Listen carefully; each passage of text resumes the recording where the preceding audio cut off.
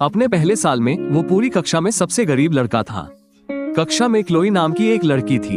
वो इतनी अमीर थी कि लोग उसके खानदानी दिमागों के बारे में मजाक उड़ाते थे। ट्रुथ और डेयर के एक निरर्थक खेल के दौरान वो हार गई। जुर्माना $90,000 था। सभी को लगा था कि वो अपना वादा तोड़ देगी, लेकिन उसने तुरंत पैसे ट्रांसफर कर दिए। उसके नोट में सिर्फ 4 शब्द थे, शर्त तो शर्त होती है। उस दिन से उनका जीवन पूरी तरह बदल गया। उसने कैफेटेरिया में सीफूड राइस बाउल ऑर्डर करना शुरू कर दिया, जिन चीजों को छूने की हिम्मत वो कभी नहीं करता था। दूध की दुकान पर वो छात्रावास के नीचे वाले हिस्से में खरीदारी करने गया। उसने कपड़े भी बदले। वो अंशकालिक छात्र कर्मचारी से नियमित ग्राहक बन गया। अंततः वो पुस्तकालय से परीक्षा की तैयारी की सभी पुस्तकों का पूरा सेट खरीदने में भी सक्षम हो गया। उसने कभी नहीं पूछा कि उस पैसे में से उसे कितना पैसा चाहिए, उसने कितना पैसा खर्च किया था, और उसने कभी इसका कारण भी नहीं बताया। 4 साल बाद जब उसने स्नातक की उपाधि प्राप्त की, तब तक उसका पैसा ठीक उतने ही समय तक चला जितना आवश्यक था। उसे अपना डिप्लोमा और नौकरी का प्रस्ताव प्राप्त करने के लिए पर्याप्त समय मिल जाएगा। उसके खाते में केवल 82 सेंट बचे थे।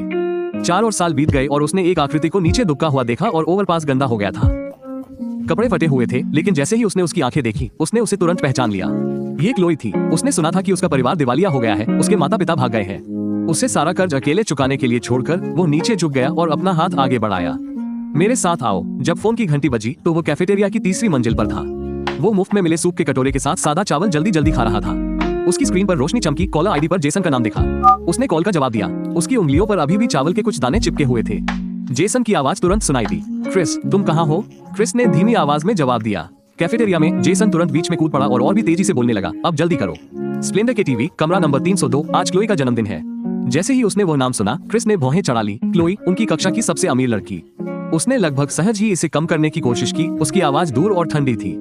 उसके जन्मदिन से मुझे क्या लेना देना, मैं तो नहीं जा रहा। लेकिन जेसन ने उसे एक पल भी हिचकिचाने का मौका नहीं दिया। उसने तुरंत उसकी बात काट दी। बोलना बंद करो और इधर आओ। क्लोई ने खास तौर पर आपसे बात करने के लिए कहा था। कॉल खत्म हो गई। क्रिस ने नीचे की ओर देखा। उसके सामने चावल का कटोरा रखा था और अचानक गायब हो गया। उसकी भूख इसलिए कम हो गई क्योंकि वो जानता था कि जाने का क्या मतलब होता है। उसे अपना हिस्सा चुकाना होगा। आज रात का बिल बांटने पर कम से कम 2 लोगों को या $300 का खर्च आएगा। लेकिन समस्या ये थी कि जिसने उसका नाम लेकर उसे चुनौती दी थी, वो खुद क्लोई थी। क्रिस के क्लास में वैसे भी कोई दोस्त नहीं थे, जेसन के अलावा, जो उसका अत्यधिक मिलनसार रूममेट है। उसके आसपास लगभग कोई नहीं था, इसलिए वो एक बात स्पष्ट रूप से समझ गया था। क्लोई को नाराज करना उसके लिए बिल्कुल भी फायदेमंद नहीं होगा। क्रिस ने अपना कटोरा और चॉपस्टिक नीचे रख दी, फिर उठा और कैफेटेरिया से बाहर चला गया। शरद ऋतु की हवा अपने साथ थोड़ी ठंडक लेकर आई थी और उसने सहज ही अपने शरीर पर पहनी पुरानी जैकेट को और कसकर पकड़ लिया। वो कपड़ा इतना पुराना हो चुका था कि बार बार धोने से उसका रंग फीका पड़ गया था। स्प्लेंडर के टीवी कैंपस से ज्यादा दूर नहीं था और वो 20 मिनट पैदल चलकर वहां पहुंच गया। प्रवेश द्वार पर मौजूद वेटर ने उसे सरसरी नजर से देखा। जिस तरह के फैसले में थोड़ी समझदारी झलकती थी। क्रिस ने इसे नजरअंदाज कर दिया और सीधे 3री मंजिल पर चला गया। कमरा नंबर 302 पूरी तरह से बंद नहीं था और तेज संगीत की आवाज उस दरार से बाहर निकल रही थी। उसने